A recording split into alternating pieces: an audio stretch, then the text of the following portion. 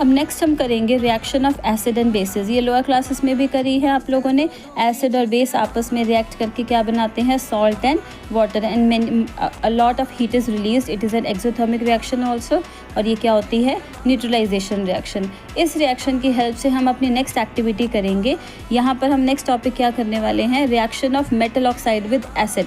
हमने copper oxide लिया, this is copper 2 oxide. यहाँ पर कॉपर की वैलेंसी +2 है, कॉपर +1 और +2 दोनों वैलेंसी इसमें एग्जिस्ट करता है। कॉपर +1 वैलेंसी चैप्टर 1 में आप लोग पढ़ते हैं, लास्ट टॉपिक में, कोरोजन टॉपिक में, ऑक्सीडेशन रिडक्शन टॉपिक में। एंड देन यहाँ पर +2 ऑक्सीडेशन स्टेट पढ़ रहे हैं। कॉपर ऑक्साइड जब इसके अंदर हम HCl डालते हैं तो हमने देखा कि कॉपर क्लोराइड बन गया और वाटर रिलीज़ हुआ।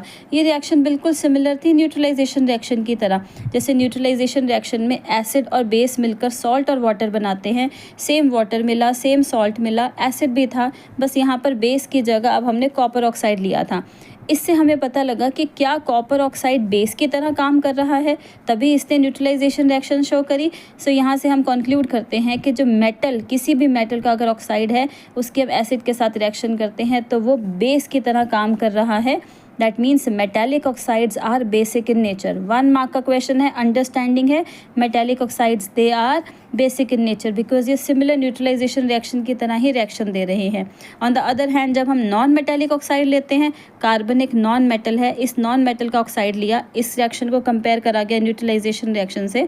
एसिड की जगह हमने कार्बन डाइऑक्साइड लिया और बेस लिया साथ में, base as it is OH वाला बेस लिया, तो भी सिमिलर सॉल्ट और वाटर बना। तो इस दैट मीन्स कि जो कार्बन डाइऑक्साइड है वो एसिड की तरह एक्ट कर रही है। यहाँ पर जो कार्बन डाइऑक्साइड है वो एसिड की तरह काम कर रही है। बेस तो ले लिया, एसिड नहीं लिया, सॉल्ट बन गया, वाटर बन गया, तो दैट मीन्स जो CO2 है वो एसिड की तरह काम कर रही है। इसीलिए non metallic oxides are acidic in nature. Non metallic oxides को कहते हैं कि ये एसिडिक इन नेचर है। इस पूरे पेज में से 1 मार्क का सबसे इंपॉर्टेंट यही क्वेश्चन बनता है।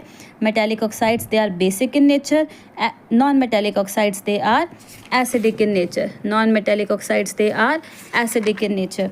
और सेकंड, यहाँ पर ये एक्टिविटी है, ब्लू ग्रीन कलर देता है कॉपर क्लोराइड। एक्टिविटी से क्वेश्चन बन के आता है।